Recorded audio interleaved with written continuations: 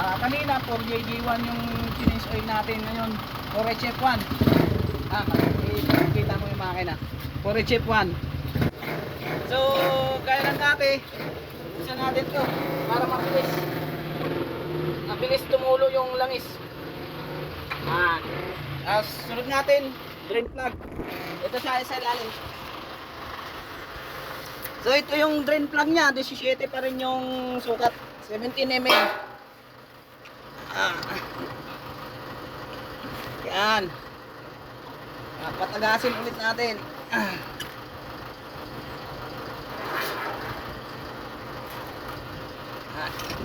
So hayaan lang natin yan hanggang sa maubos para siguradong walang matiran langis dyan.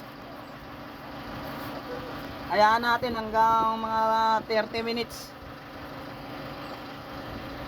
Sunod natin, ito yung sinasabi ko kanina, kung ang fuel filter nung 4JG1 is baka lang na may laman, ang laman loob niya lang is yung filter mismo sa loob. Ito disposable to, pag nag-change oil ka, automatic papalitan mo na rin to, yung fuel filter na to.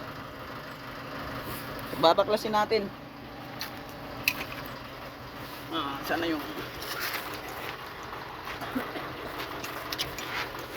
ganito.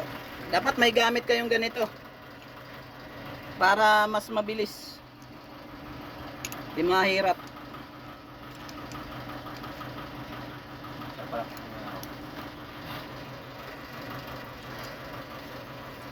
Luluwagan natin to. Umapaw.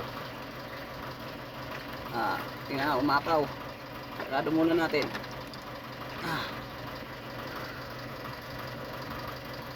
Madumi nga lang pagka mekaniko. Yan, luluwagan natin. Diba, mabilis lang. Ngayon, dandahan lang, baka matapunan kayo nito. May laman din kasi itong oil.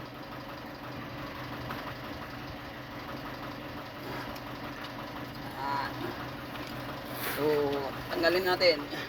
Rap. Kung makapit ka pa ng madumi rap, taas lang yan rap. Doon mo ilagay sa may rap may timba. Okay, yun, disposable na yun. Susunod niyan, hayaan lang natin muna yan hanggang mga 30 minutes para tumagas ng maigi yung langis, mga latak-latak. So doon tayo sa air cleaner. Air cleaner. Sa kabila.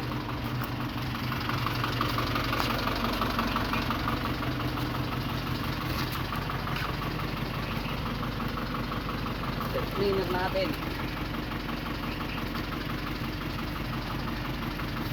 Ang sarap.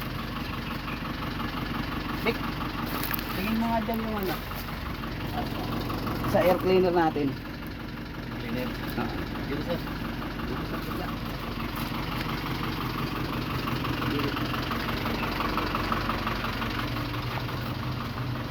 So, air cleaner.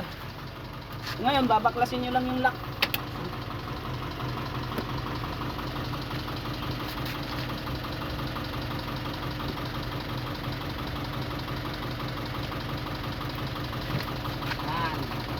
Ito, laman loob niya.